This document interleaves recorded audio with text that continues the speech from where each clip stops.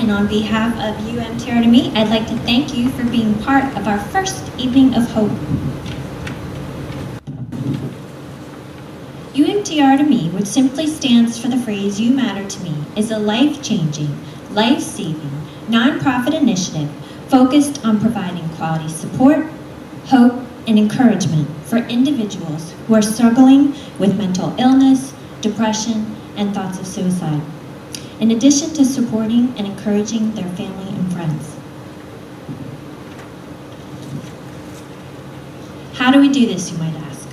By creating a unique network of peer support and experiences through a variety of social media platforms such as Facebook, YouTube, Twitter, Instagram, and our website.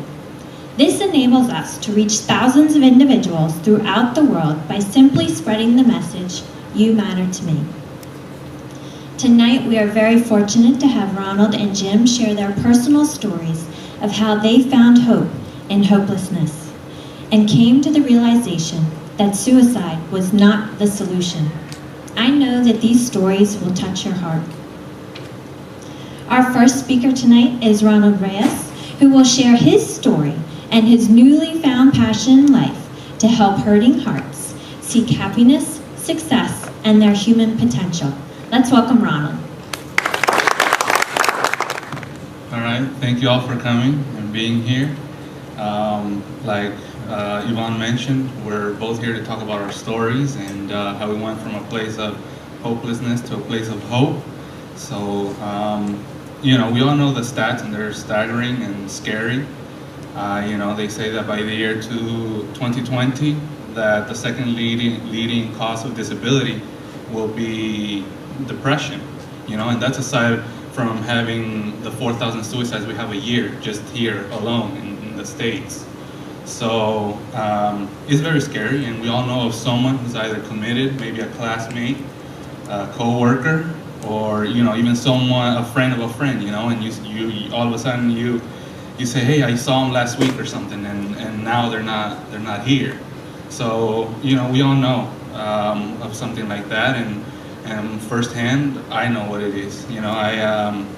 I come from a family that so I definitely believe that it's about genes also. So my mom had depression, and so did my grandma. So at a very early age, I knew that I had depression. I remember being 7 and telling my mom that I wanted to die. So this was not, we knew at a very early age that I had that, and that sense of feeling that you don't belong. I remember my family's of faith, religious faith, and I remember always thinking to myself, well, no, my family was chosen, and I just came with the pack, and I'm not. I also remember being small, and always thinking that, my family were aliens, and that they would go ahead and take off their mask somehow, and I was the only one that was normal, always playing by myself. So I know about all those symptoms, I know everything from, sadness to rushing thoughts, and my least favorite, the one I hated the most, was crying spells. I would be in school and, I would start crying for no reason, and they'd be like, what's wrong? And to not be able to pinpoint it. Aside from the sadness, just imagine the frustration. So I do know what it is. So I went through the, years passed by. I knew that things could be different because I had older brothers, and they had friends over, so there were those moments where I had some type of happiness, you would say. So I always knew, like, well, how come I'm sad all the rest of the time, and I'm not sad, sometimes? How does that? So, but I just grew up, and don't get me wrong, I did have treatment, I did go to therapy, and we tried different stuff, but it didn't seem to work. And so I just kept going through the motions, and I said, well, I gotta do something. So I decided that in order to fulfill, that void or whatever it was that I was missing, that I should get married. So I went ahead and I got married. About a year and a half later, I guess, you know, my depression was there and definitely causing some marital issues there.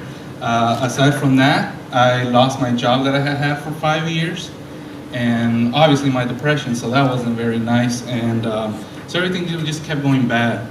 And I reached a point in my life that I just, you know, one of those points where you just say, I'm just tired.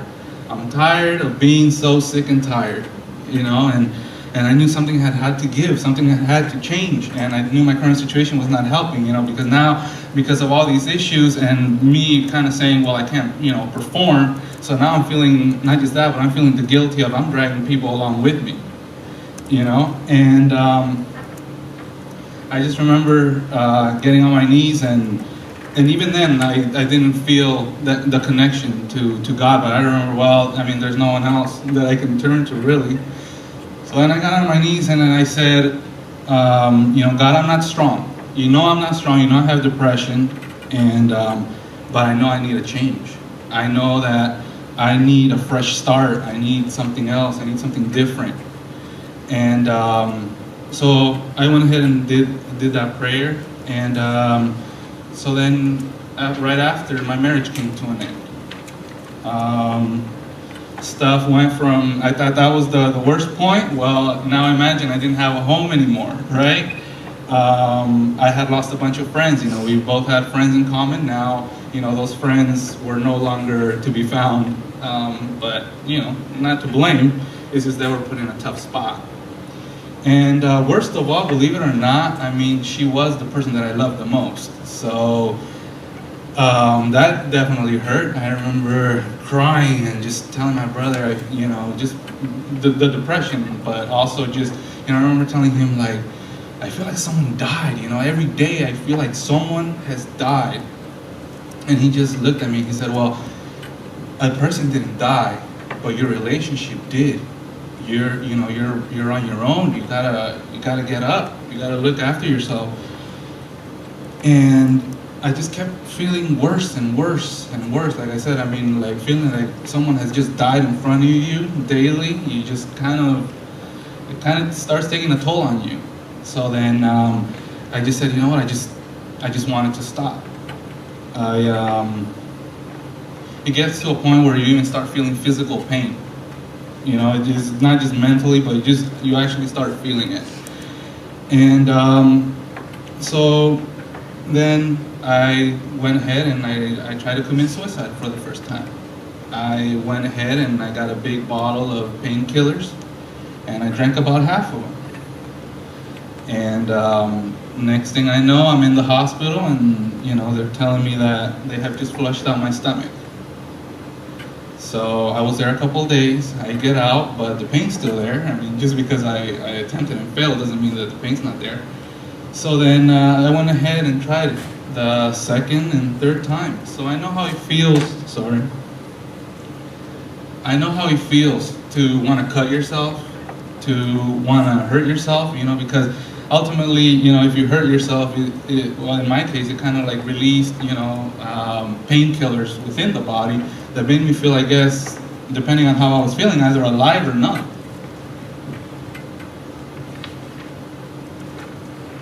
But then came the fourth time. So I'm getting pretty bad at this, and that's even making me feel even worse. I can't even do that, right? So I saw this report, and it was on a player from the Pittsburgh Steelers, and how he tried to, well, he didn't try, he actually committed suicide. And it was by drinking antifreeze. And I said, well, that one's gonna work for me. So I went ahead and I got a bottle of antifreeze, and I went up to my room.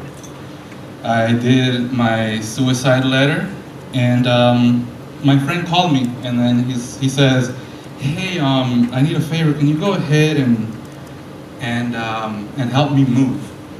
And I said, sure, yeah, I'll go help you. I'm thinking, well, I'm not gonna see him anymore, so I guess it doesn't matter. So I told him yes. And so I started drinking it. And I started feeling calm. When I started drinking it, it's like my body was just giving in. It just felt tired, and my eyes were heavy, and And I just felt like my body was just letting go. And I said, this is it. I get to go now. You know, I don't have to go through this pain again. So I did go to sleep. The following morning, the phone rings. It's my friend. He says, I thought you were going to come help me move. And I'm like, oh, it didn't work again, but, you know, I'll go ahead and I'll go help you. So I went over and I helped him. Late afternoon, I start feeling as if I'm drunk. You know, dizzy, I can't stand up straight. And so I tell him, I don't feel very good, and then, you know, oh, well, go ahead and lay down. So I lay down. Next thing I know, I wake up, and I'm vomiting black. I don't know if it was blood or whatever it was, but I threw up, and it was black. And so then he asked me, you know, hey, what's going on? And like I said, I was feeling as if I was drunk, but I told them what had happened, so they rushed me over to the hospital. And then I wake up and my mom is next bedside with me. She has come all the way from LA, so it was a couple hours, and then I tell her, oh, you know, I feel fine. I want to get out. You know, I don't want to be here. She said, well, no, you got to talk to the doctor first. And I said, no, you know, I want to get out. Finally, the doctor comes in and sees me, and I tell him the same story. I want to get out. You know, let's go.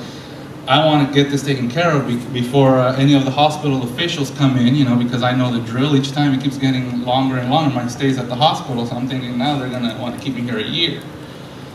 So I tell him, look, I'm fine, I'm doing good. He said, no, you're not. I said, yeah, I am. He said, no, you're not. Unfortunately, because you drank the antifreeze, your kidneys are crystallized, and they no longer work. He says, and you're going to have dialysis for the rest of your life, most likely. If I didn't care about my life, I definitely didn't care about my health. So I said, well, I still, you know, I just want to get out. He said, you know what, he even got frustrated. He said, you know what, you're just not getting it, but you're not going anywhere. Okay, so I had to start dialysis. But they can't do it without my consent. So I'm like, I'm gonna negotiate my way out of here. So then I tell them I will not take dialysis until I go home. So then they're trying to convince me, and they just won't. I won't budge. And then, so the doctor's calling my family. And then, and so my brother comes and talks to me, and he says, hey, we just talked to the doctors, he said, and they're saying we can't put you on the donors list, he says, because of your prior attempts. They're not going to risk, you know, giving that, you know, the organ to somebody. And he says, but I talked to them, and he says, and I told them that I was going to donate, he says, and he just looked at me and he said, don't worry about it. I got you, bro. And at that point, I saw that I wasn't just hurting myself, that I was hurting my loved ones in the process. And so then I said, okay, fine. Okay, I'll do the dialysis. So then soon after, I started getting the dialysis done, and it was the most emotionally draining experience, because you're in this room, and I don't know if you've ever seen it, but it's these huge machine. It's a huge machine. And they even have to have an operator come in and use it. And I'm having this huge machine do what my body used to do on its own. And so then I started thinking, what have I done? I said, obviously, someone or God does not want me to go anywhere. And I can go ahead and get out of here and try again. I can go ahead and I can go and jump off a bridge. But if he doesn't want me to go, I'm just going to become a vegetable for the rest of my life. So then I guess at that point I said, you know what? I don't like the life I'm living, but I guess I'm just gonna live it because obviously it keeps getting worse, and to become a vegetable, I guess that really scared me.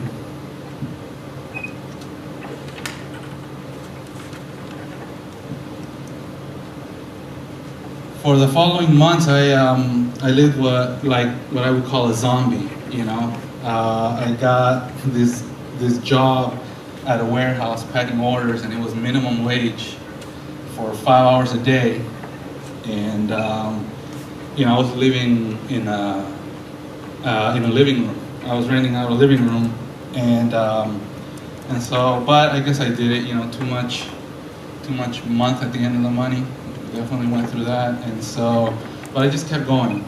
But then one day, a friend, you know, calls me up. It wasn't that close a friend, but he just said, "Hey, you know, how are you? We should meet up." And I said, "Okay, sure. All right, let's meet up." So we decided to meet at a Jack in the Box. And I was the first one to get there. And when he came in, he just came in, and how I can describe it is he came in with a bounce in his step, you know? He just smiled from side to side, looks like he slept with a hanger in his mouth. And he starts asking me, "Hey, how are you?" Obviously, I'm telling him all my hurts. And then he said, but everything I kept saying, he would always turn it around, always, into something positive. And I just always thought that my mind was strong, because I always figured, well, I can't control it, so it must be strong. I just wish I could use it the right way. And so I definitely saw that in him. And by the end of the night, he said he gets a CD, and he tells me, "Hey, I got this book. It's an audiobook. Why don't you go ahead and listen to it? You know, I read it and I thought it was interesting." I said, "Okay." So I went ahead and got it, and I got home and I put it in what, you know, I guess everyone has it, a miscellaneous drawer, you know, where just everything that you're eventually going to use, but you put it there. And so I put it there, and, you know, again, I kept living my life like that, like a zombie. But then one day when it was just, again, very painful, I remembered that guy that came in with the bounce in his step. And I said, "Well, wait a minute, he went through a divorce and he's got a child, and how come he's so happy and I'm not?" So then I went ahead and I grabbed it and I put it on. And even though I didn't agree with maybe the terminology or everything that it said, it made me realize that maybe I don't have to feel the way I feel. And better yet, that maybe, just maybe, I can do something about it. What I did know that as I read it, I felt empowered. So then I went ahead and I looked up the authors, and then those authors led to other authors, and then those authors led to speakers.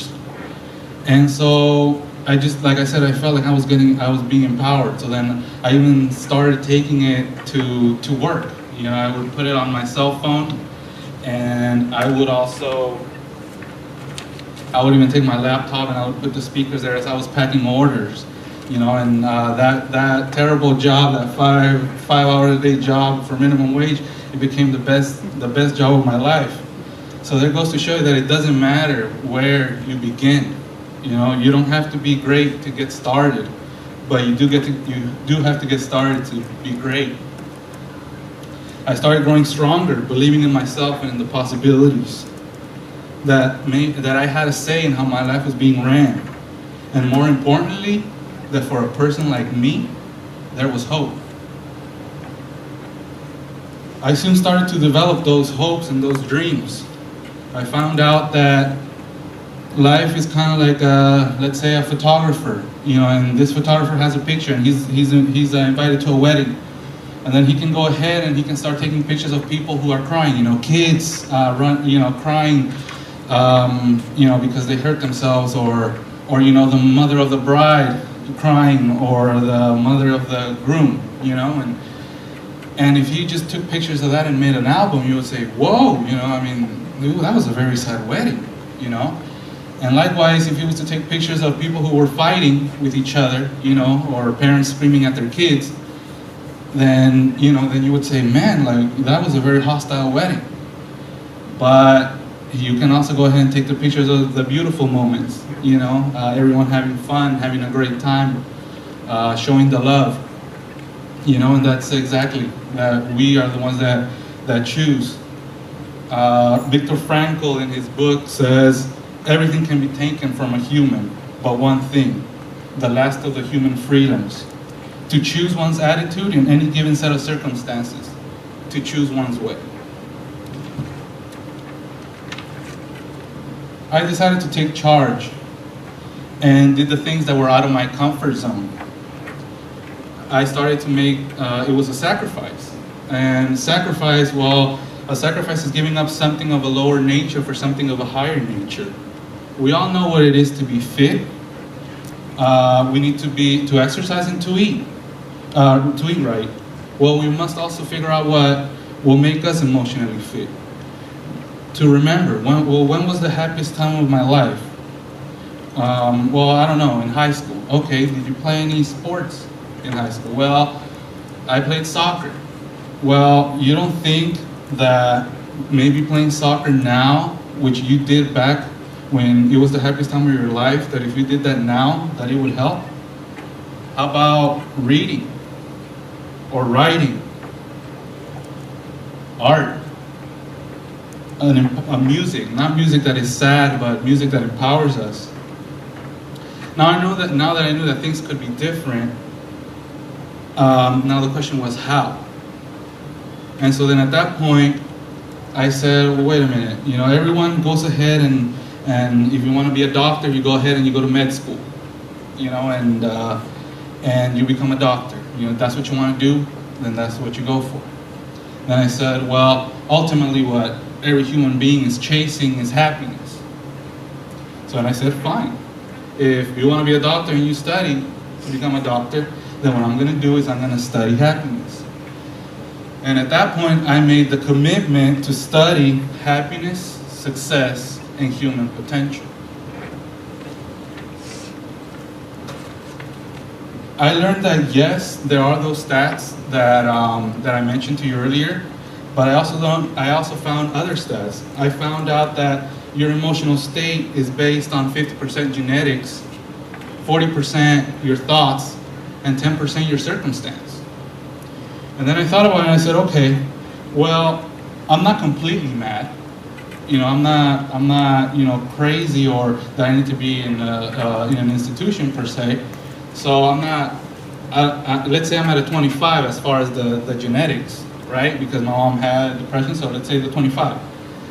And then I said, well, circumstances, I do have most of my family members with me, and I do have my limbs. So why not a 5, right? And then I said, okay. And then the one that I think I could do the most work on was the 40%, which were my thoughts. So I said, well, if I can control the 40 and teach myself the 40, and I can get the other 5, and then the other 25, that puts me at a 70. I mean, that's a passing grade as far as I was concerned. Or the fact that we have over 60,000 thoughts in a day, which most of them are negative as it is. And there lies the problem as well as the solution. Because we're creatures of habit, and 95% of our thoughts are the same ones we had yesterday. And so you start thinking, well, if we're negative as it is, and then negative circumstances come our way, and then we just start focusing on that and thinking on that, then it becomes a place where I was at, where 95%, you know, or 95% of my thoughts were the same as yesterday, and they were mostly negative. But there also lies the solution, you know, that you can choose to think positive thoughts. And to figure that the best way to get rid of the darkness is to let light in. Happiness leaves clues. Find them, explore them, and most importantly, recycle them. The process was not easy, but neither was staying the same. If you do what is easy, life will be hard. But if you do what is hard, life will be easy. I say it was not easy, not because the tasks were hard, but because the decision and the commitment was. You might say, well, if the task was so easy, if the tasks are so easy and the reward's so great, then why don't more people do it? Well, truth of the matter is that the things easy to do are also the things easy not to do. It's easy when that you don't want to go out, when you're depressed to not want to go out, to say I don't want to see anyone, I don't want to go anywhere. But it's also easy to go out and play a sport and do it. It's easy to go ahead and drive home and listen to your favorite music station. But it's also easy to put on a book.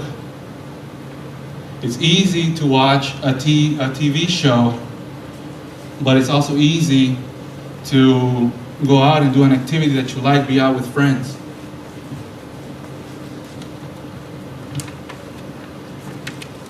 Realizing that everything counts. Your physiology, how you stand. We all know how a depressed person looks. Shoulders down, head down, shallow breathing. I could get depressed if I really wanted to and tried. Stand that way and tell myself how miserable life is for about an hour, and believe me, I could get there. And also that our mind is like a computer. You type in something and it'll give you the answer. Same way. If I ask myself, why am I so miserable? Then my mind is going to give me the reasons as to why my life is miserable. It has to do with the questions. What questions are you asking yourself? Also, the way you talk. Oh, I'm depressed. Whoa. Wait a minute. You're not depressed. You're not an emotion. Now, you can say that you feel sad, right? But you're not the emotion. You isolate. So now that empowers you to think like, okay, yeah, that's the way I feel, but there's an alternative to that. To be committed to change and the constant renewing of your mind. As a single footstep will not make a path on earth, so a single thought not make a path in the mind. To make a deep physical path, we walk again and again. To make a deep mental path, we must think over and over the kind of thoughts we wish to dominate our lives. Dedicating my life to continuous and never-ending improvements, or CANI. And through those efforts, I matured. I heard a definition of maturity, and the definition was that maturity is going from soft skin and a hardened heart to going to tough skin and softened heart. Perhaps the biggest lesson I learned was we don't dance because we're happy. We're happy because we dance.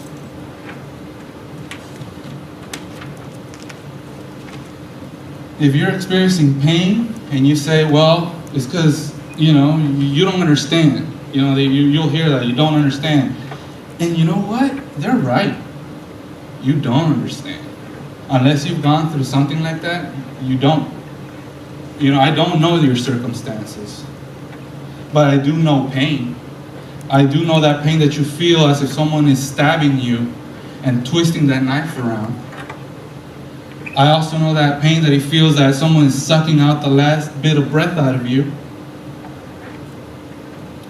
But I also know that you can overcome. I ask you for the renewal of your mind. And just as dialysis is to remove the waste and excess water from the blood, I urge you to go through a mental, emotional, and spiritual dialysis. And it all starts with being grateful.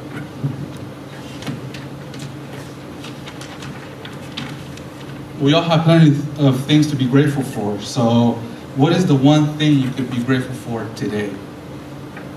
Okay, let's put it in other terms. How much would you take for your eyes? Give me a price. How about your legs? Your arms? your family. You're rich, aren't you?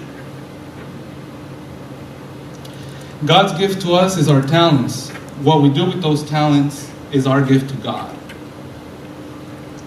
I'm extremely happy and grateful, not just for the now, but for what I had to go through, because it allows me to be here, sharing this with you.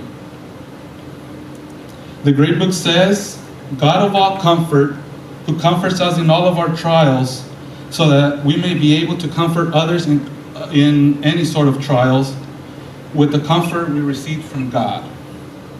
That is why I'm here today. And hopefully you go home and reflect on tonight, and you think about that curly guy that came in with the bounce in his step. And you say, well, if he went from that dark place to where he is now, then if he can do it, then why not me? If you're going through that dark place, do not get discouraged. And know that if you decide to look up, you will get up. Be certain there is hope. My wish to you, the ones that may feel weak and brokenhearted, is that you may heal just as God healed me, not just from my kidneys, but from my despair. Next, I'd like to introduce Jim Greer. Jim has a strong message about advocating for yourself and building a strong support system, about taking the steps to cope and deal with being bipolar, and how he found a successful life through an unsuccessful suicide. Let's welcome Jim. Thank you, Ronald, for that inspiring story. I really appreciate the time for you taking out of your schedule to share with us how you found hope in your hopelessness. And I really do want to thank you for sharing that with us tonight. As Yvonne mentioned, my name is Jim, and I'm really blessed and fortunate to be with you tonight, because what I see when I look at each of you is I see members of my community, members of our community, people who are not intimidated by the dark stigmas that surround mental illness, depression, and suicide. I see individuals that are willing and ready to break through those weak barriers. And that's why we're here together tonight for this evening of hope, to encourage each other through our stories. You see, if someone would have told me 26 years ago that one day I'd be part of an initiative to help those living with mental illness, depression, or thoughts of suicide find hope, purpose, and joy in their lives, I wouldn't have believed it, especially given the state that my life was in. But my greatest failure in life became my greatest success, and here's how. When I was 18 and a senior in high school, I was at one of the lowest points in my life. I was popular, I was involved in athletics, on the drama team, and even involved in my local church. Now you're probably thinking to yourself, well, how is that a low point? It's a low point because the person that everybody saw on the outside from day to day was not the person that I really was on the inside. And that's when I decided, just like that I was going to take my life. I wasn't looking for attention, and I wasn't looking for help. I was simply looking for a way out. I was looking for a way out of the pain that I had lived with for far too long. The pain of feeling like my life was nothing but a disappointment to everyone around me. I felt like I had let so many people down. Family, friends, God, and even myself. Now, most of my life growing up, I was pretty moody, miserable, and depressed. As a matter of fact, I was reminded quite often that I was a miserable child, and how anybody that was around me, I would end up making them miserable just as well. But the one thing that my friends and family never knew was how much I just wanted to be happy, how much I just wanted to be able to smile, and more than just on Christmas morning at birthday parties. But I couldn't seem to make that happen. No matter how hard I tried, I just couldn't be the happy person that I so desperately wanted to be on the inside. Now, there's no way that I could have told you growing up that I was depressed, because I didn't know anything about depression, and neither did my parents. And that's probably why they believed that I could control how I felt and how I acted. They believed for themselves, and they told me that I was the one responsible for the way that I acted.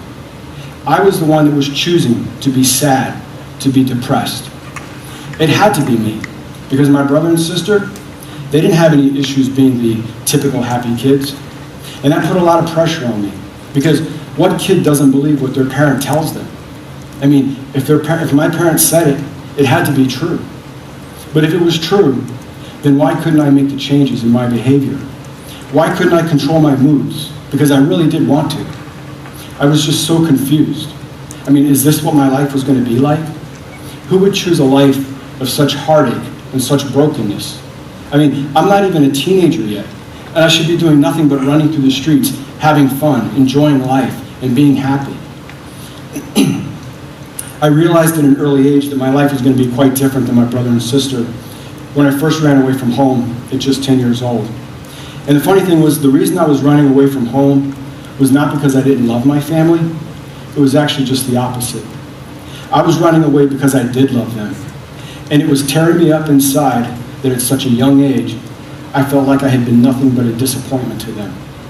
I felt that I was hurting everyone around me with the way that I acted. And since I couldn't change the way I acted, I figured everybody would be better off without me. I mean, who wants to be around somebody who's sad and miserable and depressed all the time? I mean, some of us, we have friends like that. We get around them and we're like, they're in a bad mood. And we're like, we don't want to be around them because then it puts you in a bad mood.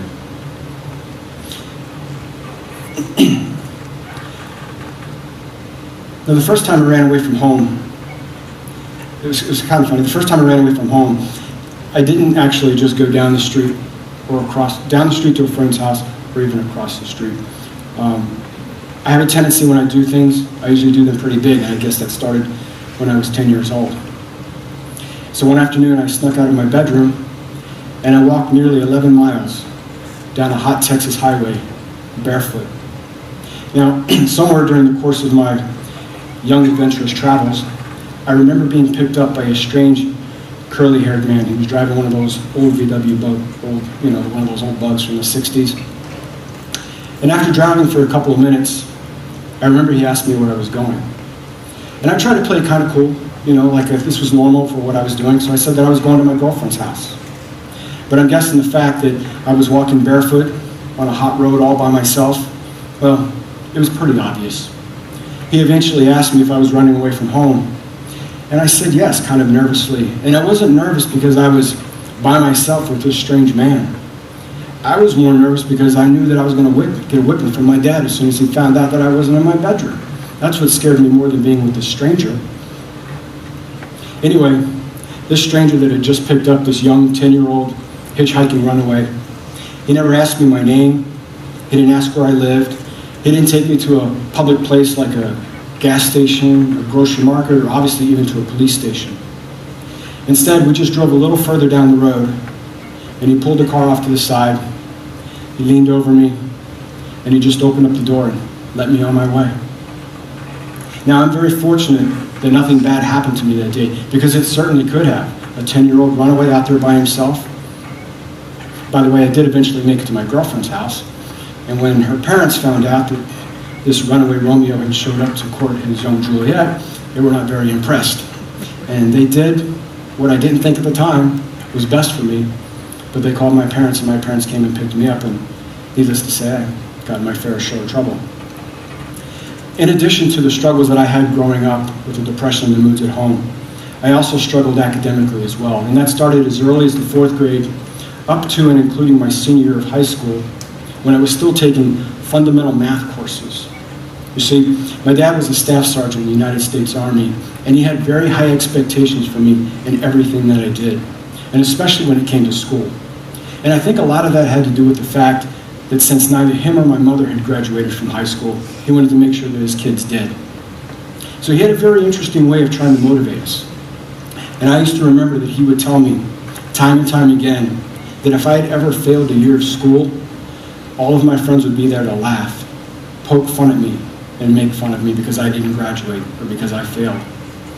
But we never had to worry about that, because instead of my teachers ever holding me back, they would just continue to place me into the next grade. Not promote me, but place me.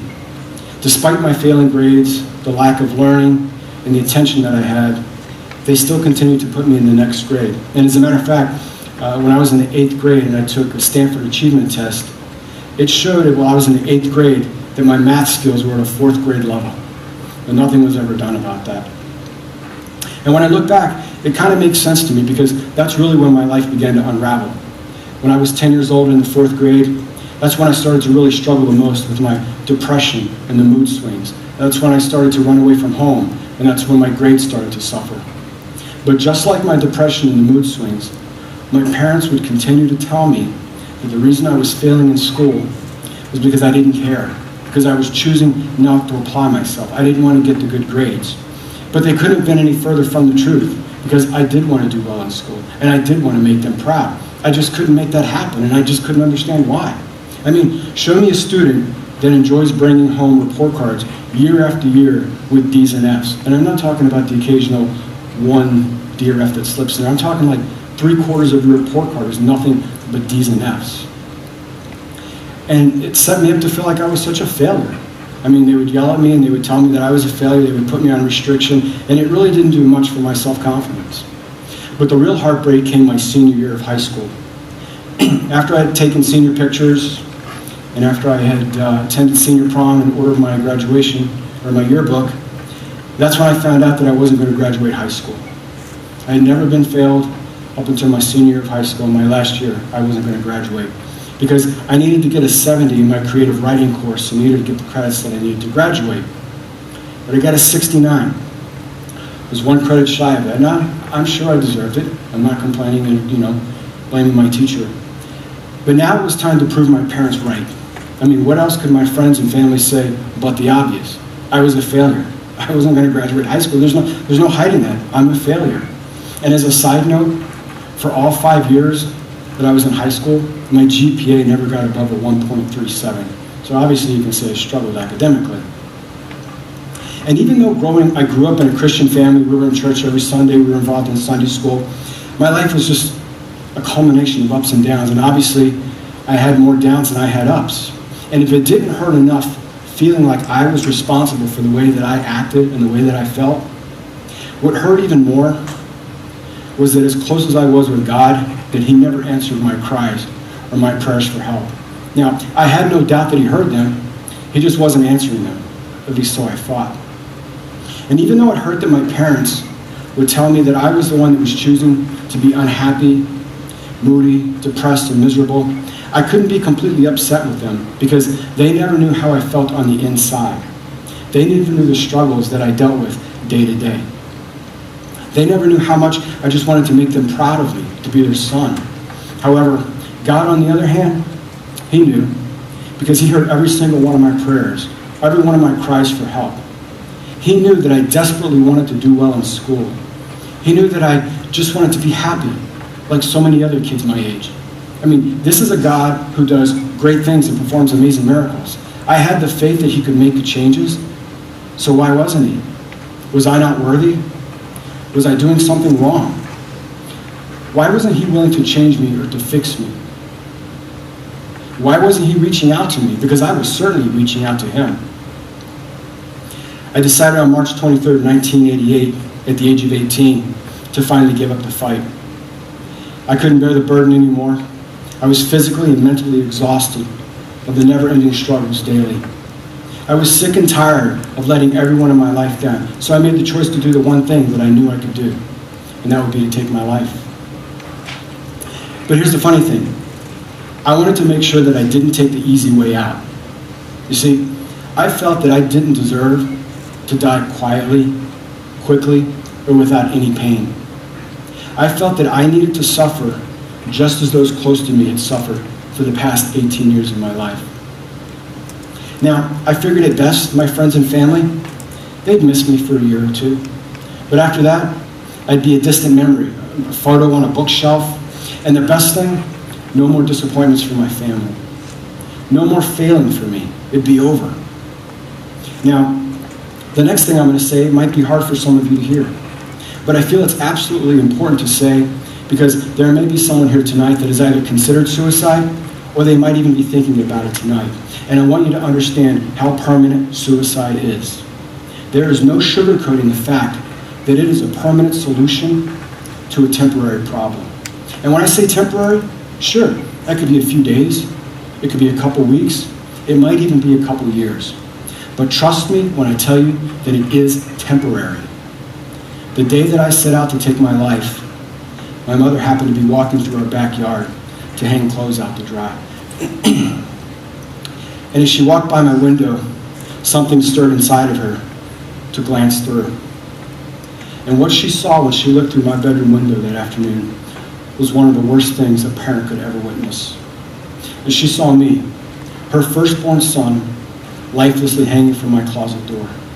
My face had turned shades of blue and purple like she'd never seen before. At one point, I remember seeing her banging on the glass, trying to get to me. And as our eyes met, I saw so much pain in her. So much more pain than I had ever felt, even on my darkest day. It was as if I could feel her heart break into 1,000 pieces. Helplessly crying, trying to get to me, just that one piece of glass separating us. I couldn't bear to see the pain and the hurt that I was causing her, and I wanted to stop it so bad. But even though I wanted to, and I was ready to stop, there was nothing I could do because I had physically already gone too far. I couldn't stop. The last thing that I remember seeing before I had went unconscious was my mother turned to run, screaming at the top of her lungs for help. I had finally given up on the possibility of ever finding happiness, a sense of self-worth, belonging, and hope in my life. But there was someone who wasn't willing to give up on me.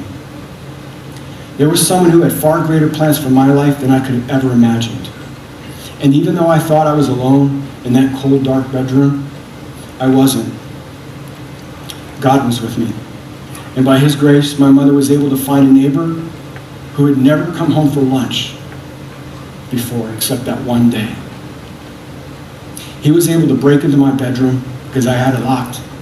He was able to get me off of my closet door and give me mouth-to-mouth until the paramedics were able to arrive and take over.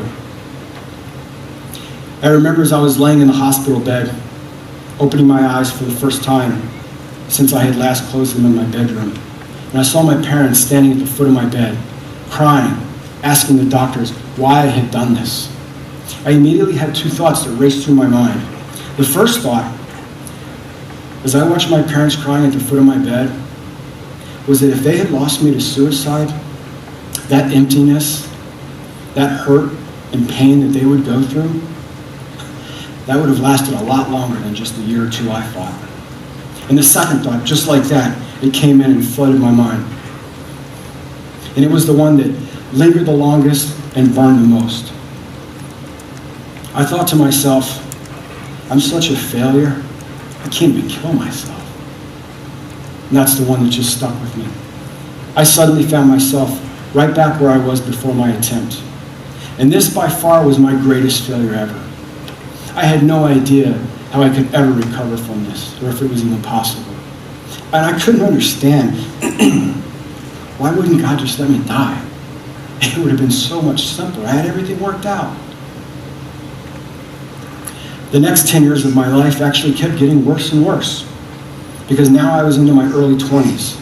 My depression was getting deeper. It was lasting longer. It was starting to define who I was as a young adult. My mood swings were coming in waves that kept drowning me. They were happening more often and much more quickly. I felt so defeated.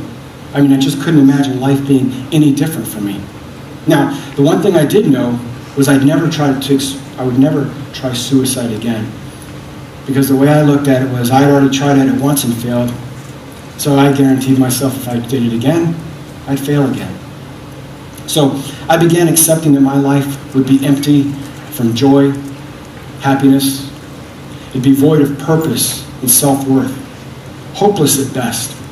I knew that I would never find the one thing that I really needed and longed for the most, and that was just love. You see, I wanted someone to love me because I never loved myself. They say that for others to love you, you first have to love yourself. My warped sense of thinking, I wanted just the opposite. I was hoping if I could find someone that would love me, maybe it would help me love myself. So, how did my greatest failure in life, my failed attempt at suicide, become my greatest success? And how did I find hope in my hopelessness? I found it in two words. And the first word was support. Because you remember that love that I thought I'd never find? Well, it found me at 25 when I met Yvonne. And for the 2 years that we dated and into our first year of marriage, I was able to limit my depression and my mood swings when we were together. I had shared with her about my earlier suicide attempt, and she knew about my struggles with depression when I was younger. But so far, she had only seen mild symptoms because I was able to keep so much suppressed, so much of it hidden and buried deep inside. And by the way, that hurts like hell when you do that. But by our second year of marriage, I wasn't able to hide it anymore.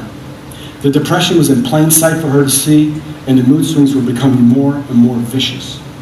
I began coping and escaping through the use of alcohol and club drugs, all of which gave me a false sense of emptiness, and ultimately left me with more emptiness than I had before. And plus, I was destroying my marriage now, the only thing I had. Just as I had done with relationships previously in my life, I began pushing Yvonne away and out of my life because my warped way of sense of thinking was that I was trying to protect her from hurting her. And I don't mean a physical hurt, but I mean an emotional hurt. But this time, man, I had to push harder than I had ever pushed anyone away before my entire life. My depression and mood swings had become compounded by the fact that I now had someone in my life that wasn't willing to give up on me. I had someone in my life that would just not leave me alone. Each time I broke her heart, she'd pick up the pieces, put it back together, and give it to me time and time and time again. She loved me when I didn't even love myself. And that's what I needed. I needed someone to champion for me. I needed someone to be my hope and my support when I had none. I remember coming home from work one day, and I found Yvonne sitting on her couch. And she had this really heavy look on her face, like there was something that she wanted to talk about. But she was nervous how to approach me about it. And the reason she was nervous was because, as a typical male, the way that I dealt with my depression and my mood swings was through cold silence. And the second was through anger.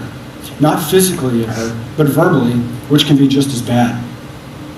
I was so unapproachable that she spent so much of her time walking on eggshells whenever she was around me because she tried her best not to set me off. After a few minutes, she finally got up the courage to tell me what had been bothering her. And she told me that she had been watching a talk show that day that had a panel of women that were discussing their battles, their personal battles with depression and mental illness. And even though this was completely unfamiliar to her, as they described their signs and their symptoms throughout their struggles, she started to see those signs and symptoms as being identical to the same characteristics that she saw in me. Symptoms like bouts of depression that lasted not just a couple days or over a weekend, but that would last for weeks at a time. Depression that would ultimately affect my relationships and my job performance. She saw mood swings that would change at the flip of a switch and I can say now, just the stupidest of things. Walk into the kitchen one day in a good mood, find a water spot on the sink, and just shut down for weeks at a time, never say anything. The overall inability to maintain energy levels, lack of socialization, the loss or periods of little to no sleep at all. I mean, some of you might know there's plenty of symptoms. I couldn't just go over all of them in one night.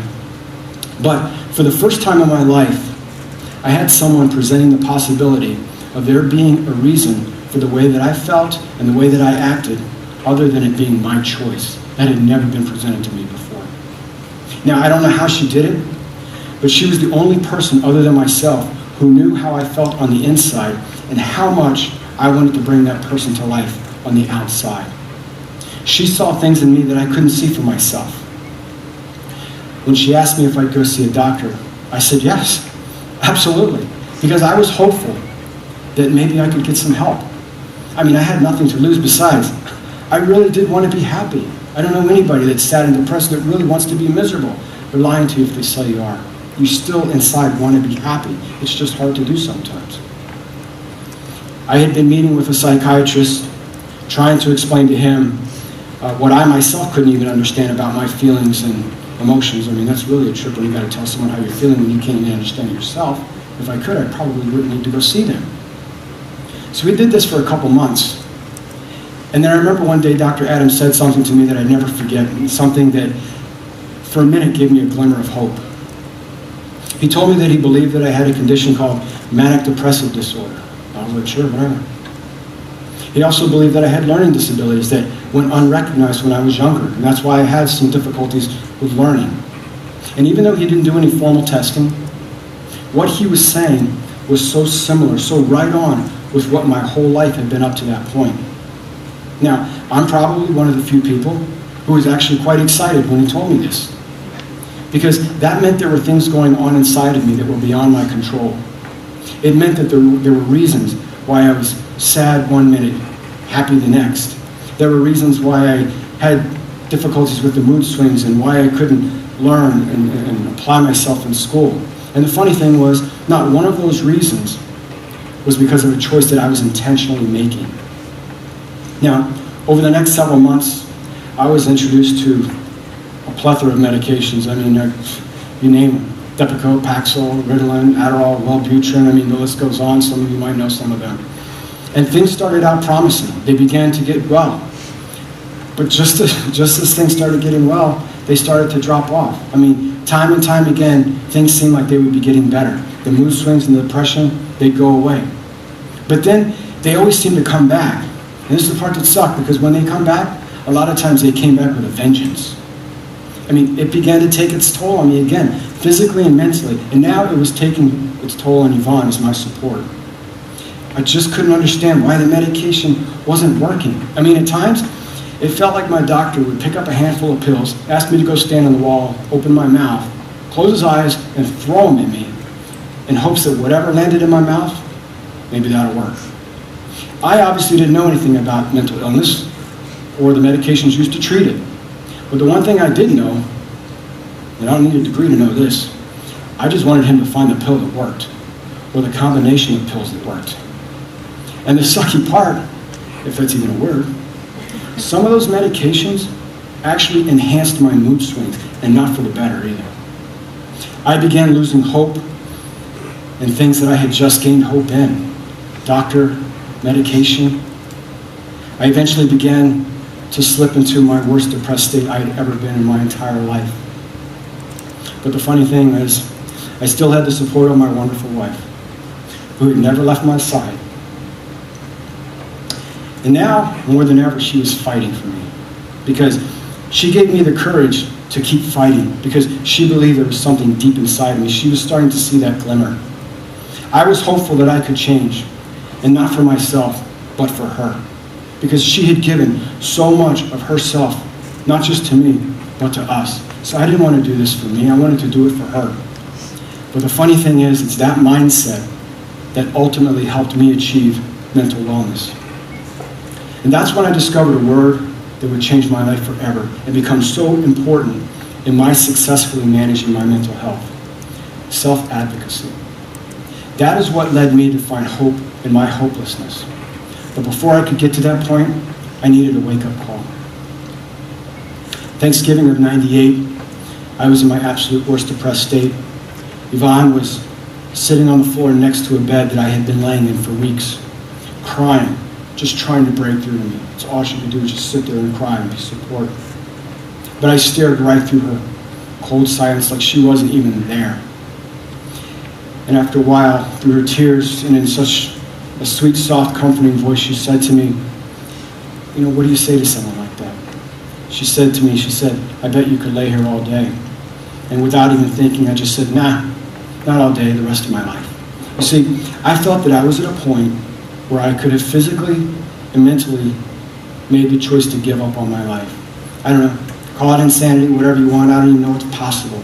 But what I really do believe is that I was at a point in my life where I could have closed that door forever. And that just made her cry so much harder. But I just laid there and I slipped further and further away, just losing touch. Then, without even thinking, I said I need to go to the hospital and get help. Now, for those of you that have ever been depressed, you know how hard it is to just snap out of depression? Because you don't do it. It doesn't happen. But that was the only time in my life that I ever snapped out long enough to ask for help. If I didn't get to the hospital, and get the professional help that I needed, I wouldn't be standing here today. So on November 29th of '98, I was admitted to the PMH psychiatric unit in Pennsylvania. And after a multitude of physical exams, neurological tests, and all the days of therapy and counseling, I was clinically diagnosed with bipolar disorder, ADD, OCD, and a bunch of other mental gems. I have like more letters after my name than probably you do, Kate or Caroline.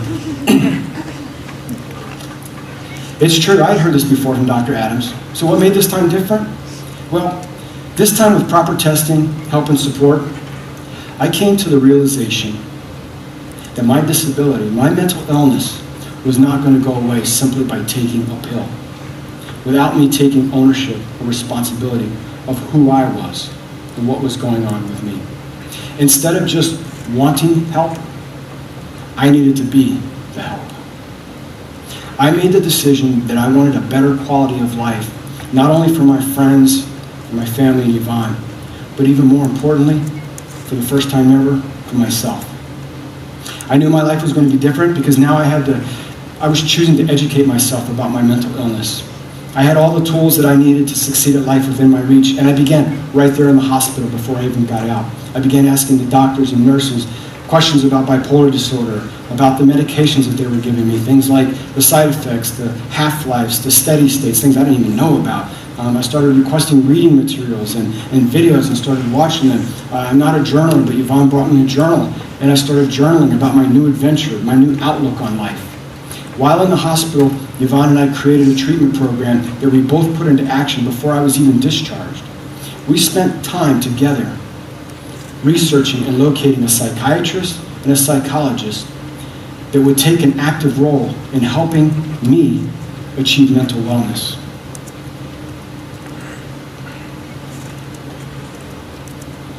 We also put together a team of doctors. This was probably one of the key points for us, is we put together a team of doctors that not only worked with us individually and together, but a team of doctors that also worked with each other. I was finally becoming the advocate that I couldn't be for myself when I was younger. I decided that my mental illness was not going to be who I was as a whole, but just another part of who I was. When I was discharged from the hospital, I enrolled at Westchester University and began taking psychology courses to learn more about myself and my mental illness. Now, sure, I was scared to death because if you remember, I didn't do so well in school. But this time, I was equipped with new information and I was prepared to give it my best. And by the way, remember the GPA that I had in high school that was a 1.37? My Westchester University GPA is a 3.68. Now, I'm not saying that I'm any smarter than I was in high school. What I am saying, though, is that with the information that I had, I could make the adjustments that I needed to make in how I studied and how I learned. I started to begin to gain confidence in my ability, my academic abilities. I started to actually have fun learning and going to school. Together, Yvonne and I spent years learning about my bipolar disorder, what medications worked, what medications didn't work.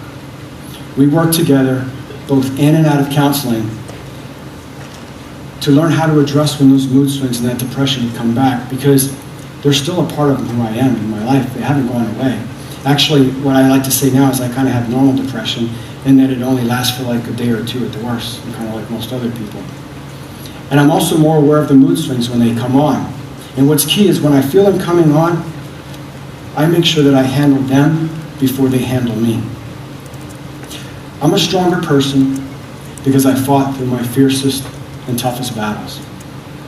And I'm a stronger believer because my faith was tested and proven.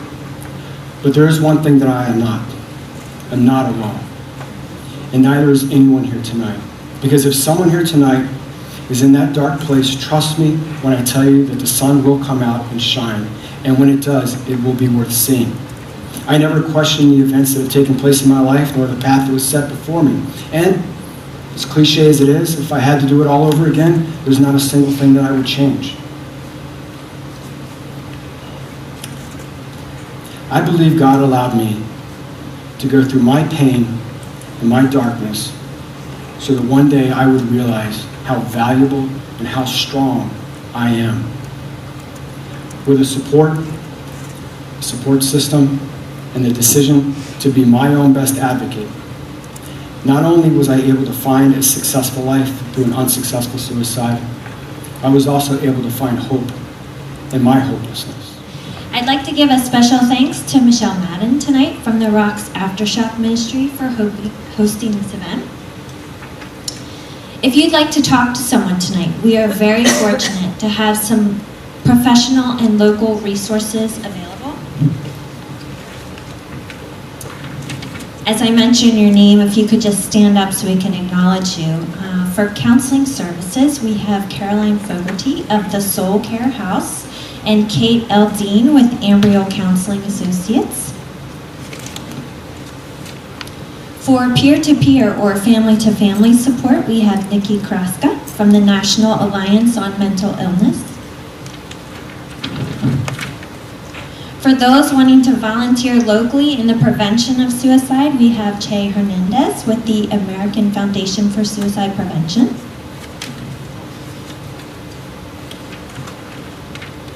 For those that have lost a loved one to suicide, we have Michelle Madden from Aftershock Ministry, and also Bonnie Bear with Survivors of Suicide Loss. We have some printed materials available at the back of the room. Please feel free to take what you would like. In closing, when you find yourself struggling or in that dark place, we encourage you to draw on these stories and know that you too can find your hope. Thank you so much for sharing your Saturday evening with us, and have a good night. The road that you travel